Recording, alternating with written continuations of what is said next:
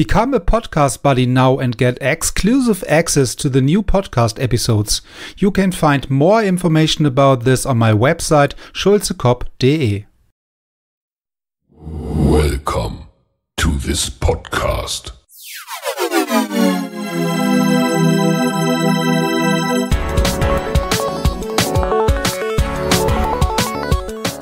Water Polo Expert Talk. Get the insights.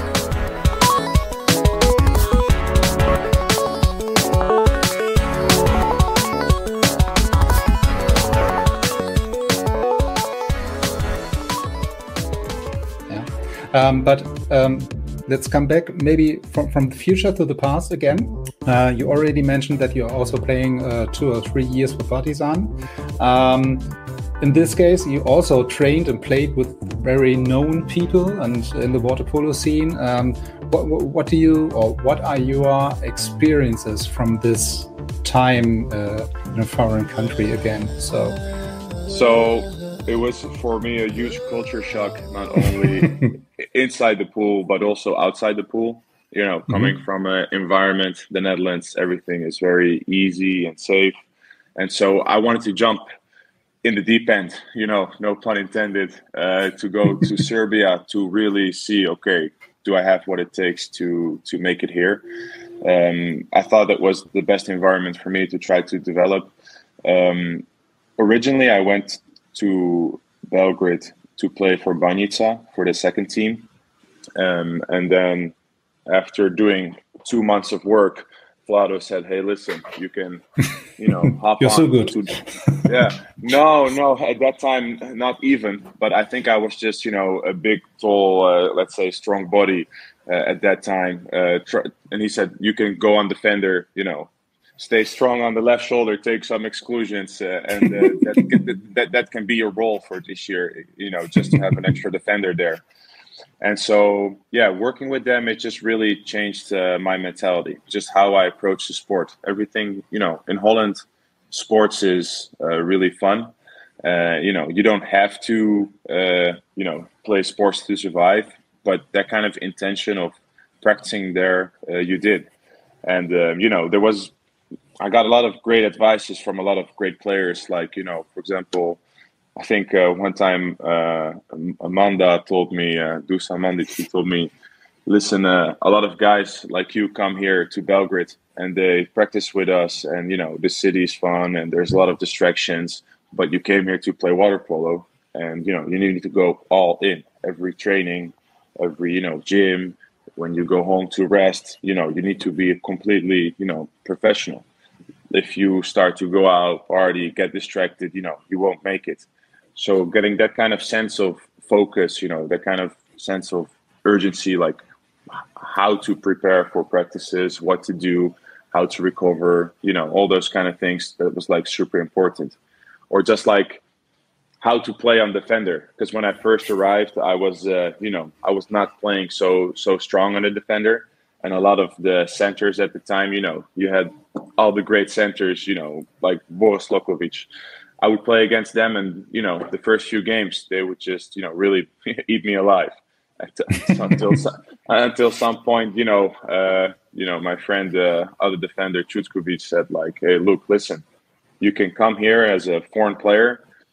Everybody can start beating you and they know, oh, you're the Dutch guy, you know, the foreign player at Partizan. Everybody can just mess with you, score on you, take easy exclusions.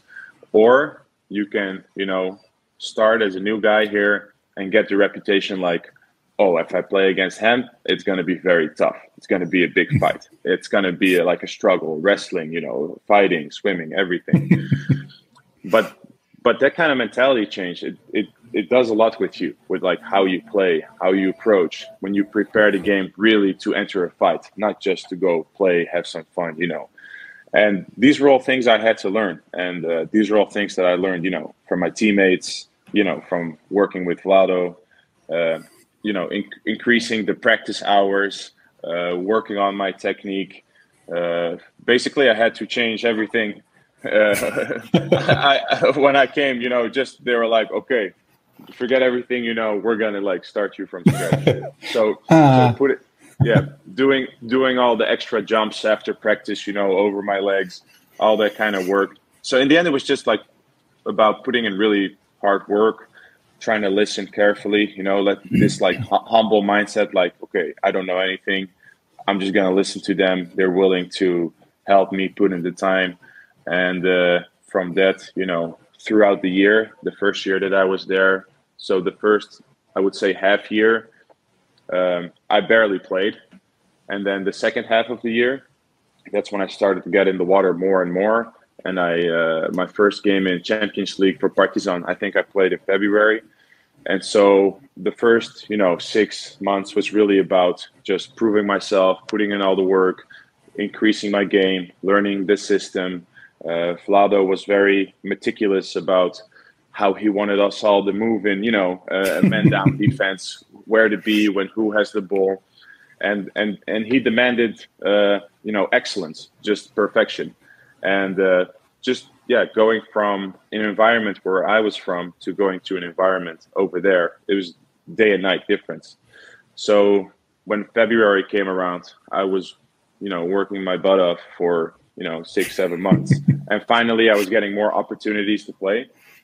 And so I think for me, it was a really great experience from start to finish, because at the end of that season, we went to the final 6, and we were able to beat Proreco in the quarterfinal. Then we went to the semifinal against Ratnicki. In the end, we lost the bronze medal match against Rijeka.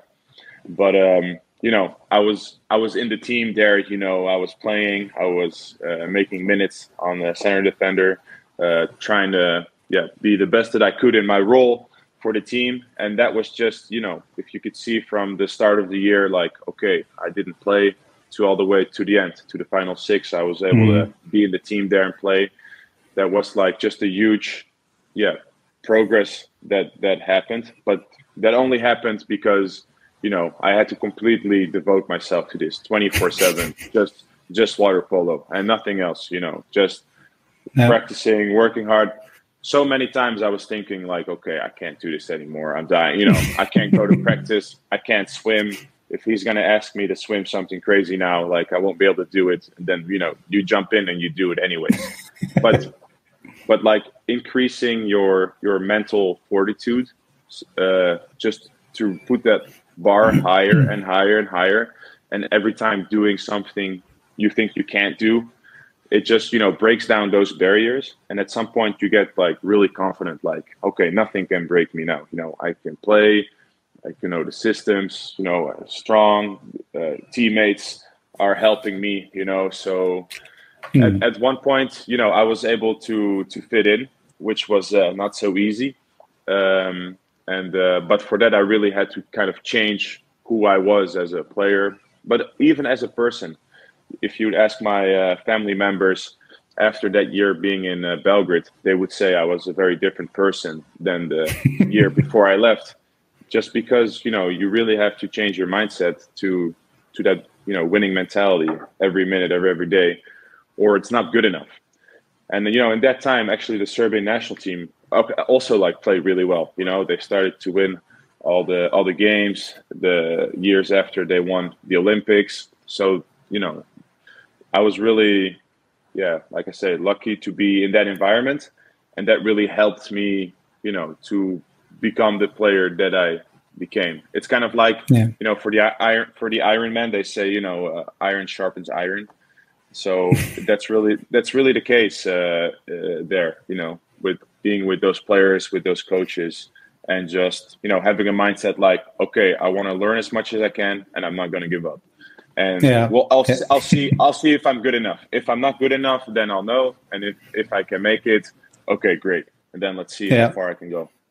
So which is quite interesting because also in Germany, at least 1 or 2, 3 top clubs saying, okay, we are working more or less professional, or in a professional way, manner, and whatever.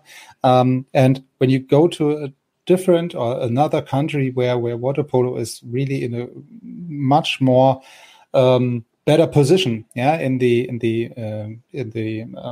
awareness of the people saying, okay, we know water polo, and that's then, as you said, again a different level than on top, or one or two levels on top to the German professional way of water polo, let's say it that way, that in other countries it's really one or two levels again on top then. So which is then for the personal development, for as you said, from a water polo perspective and from a personal development perspective, quite an interesting point. Yeah, definitely. And I think, like I said, like that's why I think for Spandau and from Hagen, it was, probably a good move to bring me to Spandau at the time, because I had that like let's say Serbian mentality for water polo, but I was also a Dutch guy, and those cultures, were easily to mix inside the German culture, to be with the players, and just to be right in the middle of everything. So to request or to get a Dutch guy coming from Serbia with the mentality of a Serbian water polo player, and at the end playing for Germany, so there's no room for improvement at this time. So you also mentioned that you played with several guys or international stars right now, which are also playing right now anyway, but you also mentioned that you're working with top coaches. So what do you think, what is for you a top coach or top trainer in water polo? Because there are so many different personalities and aspects of saying, okay, this guy's a good coach or not, maybe. Yeah. So it's, I think, a marriage between the know-how of the game and the management of the players, and then bringing that together. I think Pera told me once, it's not about, just only making that one player the best, but having so many players from so many cultures. How do I let them play the best together? And I think a real coach is really observing, okay, who are the persons that I have in my team, and what kind of skill sets do they have, and how do I get the best out of that team? So kind of like this word synergy, how do I get more out of the group as a whole than as individuals themselves? And so I think that really starts with also being personable. So the coach understands the player, what's going on with them. You are still managing a human being. It's not just a water polo player. This is the Dutch guy talking in me, maybe in Serbia that would be a little bit less important, but understanding if, something's going on at home, or if you're not feeling good, or if, being kind of a player's coach, knowing with the players what's going on with them, and then getting the best out of them because you understand who they are. And then at the same time, backing that up with the know-how of the game. So what to do on practice, what to swim, how to do your legs, how to prepare, man up, man down, all the tactics. Usually what I saw is that it's really difficult to find a combination of both. Every coach, of course, has pluses and minuses, but I'm, the really great thing, for example, why did I think, Pera Kovacevic was a really excellent coach, is because he really, truly had both. He would understand you, as a player and a person, but he would know exactly what to work, when to work, what kind of workout to do. But he would also, for example, instead of always only pushing us, if he see, everybody's like really, really tired from a practice, then he can like change his practice to do something else, which would be more efficient in that time, to get the most out of that training, which would be better for the group than to play. And I think it's about just like having really good preparation. I have this like motto, like victory loves preparation, and winning the game all comes from the preparation, of the team. And just really working day in, day out, having a system, having players buy into that system. So players have to believe the coach, players have to trust the coach, and this is like a two-way stream.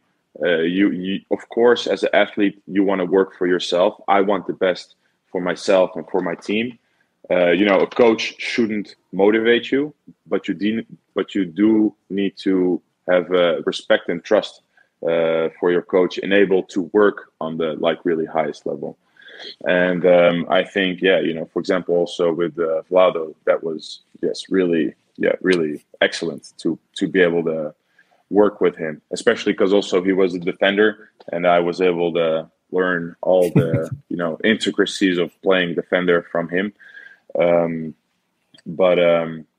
would say everybody as an audience always sees the game. You spectate, you see the games, and it seems like a great showing of water polo, like a fight and what's going on. But everything, what really the coach is doing, is all happens before the game. All the trainings, all the meetings, the preparing of the match, and in the end, during the game, it's up to the player. The coach, of course, with tactics, maybe during the game can change a few things, but in the end, it's all just about the player. So I think a good coach is also, selfless, not to want to claim the success of the players. Trying to have them, get all the success they can. Prepare the players for the success what they can.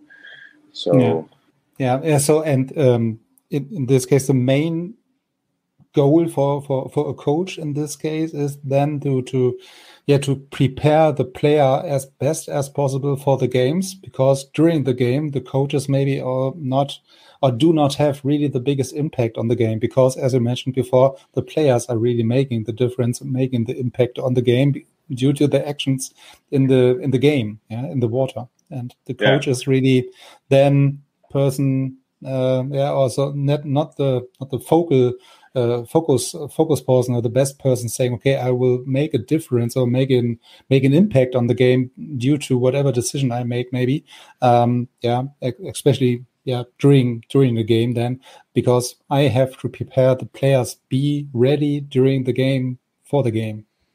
And I also think now you see in the Dutch national team, Harry van der Meer, he's the national team coach. And I think, he's the perfect person to lead the team right now. He, is the best Dutch player of all time, I think. But that really also shows in, what he's working in the pool, how he's talking with the players. You can tell he understands what we're doing and then what to do better. It's hard if a coach was never a great player himself. Sometimes it's hard to tell them exactly what to do and how to do it and how it feels. But it's easier, when you have somebody that has been there and has done that and knows what you've been through, then they understand you better to do what it takes to get there. And that's why I think the Dutch national team is also making a lot of progress right now, because they have excellent coach who can really lead them, on that path. Yeah, so which is an interesting aspect, because I had this discussion with several referees in the past during other podcast episodes with the question, okay, do you think it's better for a good or to be a good referee that you also have played water polo in the past? And there are several opinions on that. It helps, but it's not really a showstopper when you do not really play it on the highest level. Maybe it helps, but at the end there are also good examples of referees. They are not really played themselves very high. Yeah, maybe if you're a very talented referee, or if you're a very talented coach, you're very obsessed with the game. It could work. But it's kind of like this thing, like talent. Talent can accelerate your performance, but it doesn't necessarily need to be the best players in the world have super talent. It can also be super hardworking guys. I think it's kind of the same with coaches or referees or anything you do. If you just put in all the hours, all the work, trying to understand what you need to do to become the best, then you can. But I think being a great referee, I would say 100% of the time, it helps if you were a great player yourself. Of course, it helps, but yeah, as for example, Boris Marketa told me last time in the podcast, it helps, but it's not a showstopper if you do not really in the highest level player yourself. I agree. But maybe coming back to the actual situation. So you mentioned that you really also start the preparation for the European Championship. So what comes next, or what are the next dates and stations for you on the way to the European Championship? Yeah, so actually currently I'm in the US right now. I'm in New York, visiting my family. I also will play some water polo for the New York Athletic Club. I'm actually a coach myself, playing for a high school program called C2 Premier.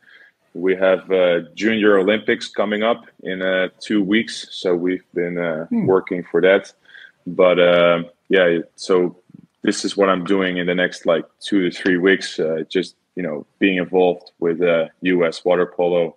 And I'm training myself to stay in shape, so when I go back to the Dutch national team, then I can be ready to play. So I will fly home in a few weeks. The plan is, I think we will go to Crete for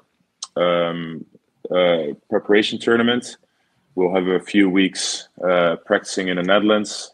We'll fly to Budapest for a preparation tournament, and then afterwards will be the European Championships.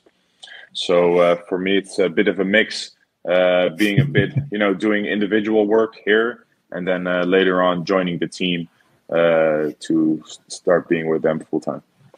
Yeah. And in this case of keep in shape, you're also working with a good player from Hanover with Michael Zermer. Yeah. So I guess you have also still some connections working with Meets in this case, right? Yeah, it's the water polo industry in the US. It's a very tight-knit group. Connections are quite short. When you reach a certain level in Europe, you know a lot of people. And when you come to the US, those connections are even more important. It's very helpful, coming to the pools, speaking with people, with managers, with college coaches, players, just basically anyone. And it's really good to bring that European experience and have those connections and bring them to the US and make sure that your network is also valuable here, so for yourself, but also for the team and for the players that you work with.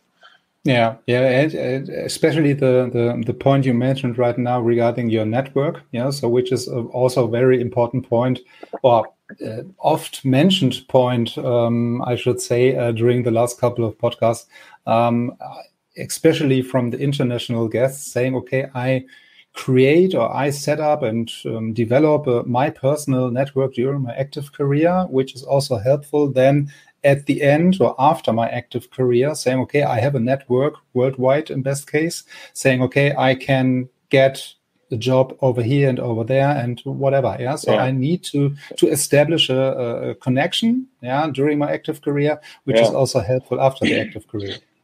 It's true. And in my case, that's actually true as well. So I'm still waiting on my visa that come through for the US. I'm waiting for my final interview. But then I will be officially allowed to work here and also move here permanently, because right now I'm still living in the Netherlands. But the guys from the New York Athletic Club, the head coach, Scott Schulte, I'm working on a job opportunity with him. And so they have, an investment bank here in New York. So it's a really interesting opportunity for me, perhaps, to work with them. So the water polo family, the water polo connection, even after playing, allows you to have an opportunity, in a water polo with water polo people, even after you stop playing. And so I think that's really cool. You wouldn't want to work together with anybody else if you can work together with people that and trust. And I think this is a very underrated part of our sport. I actually said here a few weeks ago, okay, water polo, it's not only interesting for winning and for the performance and the major tournaments. For me, water polo has been the most interesting, actually, just for the adventure of it and for meeting the people, getting to know everyone, self-development. But, just really meeting people, just going around different cultures. I met so many different people I can, call now really good friends, which I feel very lucky to. So looking back at my career, of course, I've been part of many great matches, many great tournaments, which I'm very proud of. But I think the thing that I'm most proud of is that I have so many people that I can call friends now, and I can just call them up, having dinners, just having a good life with them. And I think that's what's really like sometimes underrated. Just the experience of being with the team, being with the people, being with the players, and sharing that all together. That's what makes it even more special for me than just, okay, we won that game. That's great. It's who do you win it with, Yeah, so it's not only the pure sport, so it's also all the things and all the other aspects around the sports, from friendship and meeting other people, other cultures, learn how to interact in different cultures and so on and so forth. So which is I would absolutely agree, an underrated aspect on this. Yeah. For example, I play for the New York Athletic Club. Our team is actually very strong. We have a lot of guys from the national team, but we also have a lot of guys retired from the national team. John Mann is our coach, together with Scott Schulte. And, he was, one of the best centers of all time. But like him leading the team, it's just a bunch of players collected from the US and also from abroad, but we don't play that many games together, but everybody like mixes well together.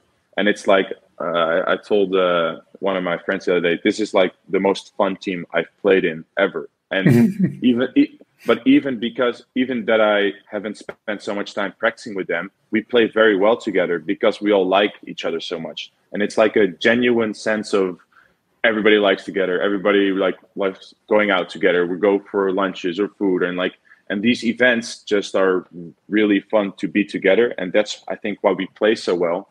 So you have the experience and the knowledge from the skill in the game. So you don't need to question anybody's skill there or motivation. But at the same time, everybody genuinely likes everybody, and you can really tell that in and outside the water, just like how people are treating each other. So that's why things are going really well for us, because it just kind of automatically happens.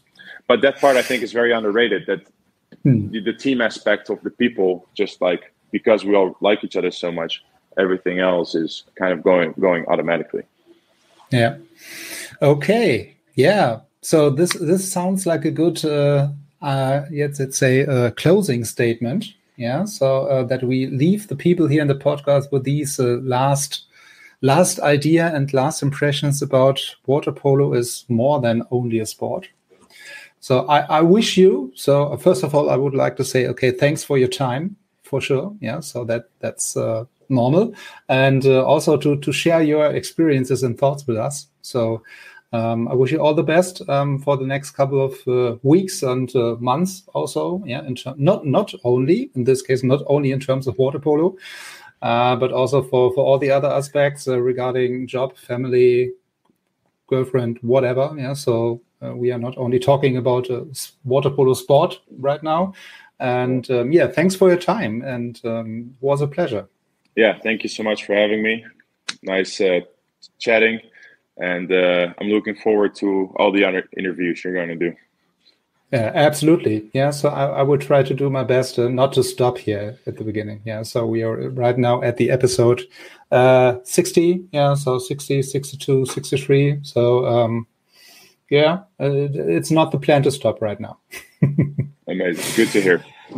Good. So thanks for your time, and thanks for spending your early day with us, and have a nice day over in New York, and hope to see you somewhere here in Europe again. Yeah, I'll see you later in this summer in Europe for sure. Absolutely. Yeah. So thanks, right. And have a nice day. All right. Thank you.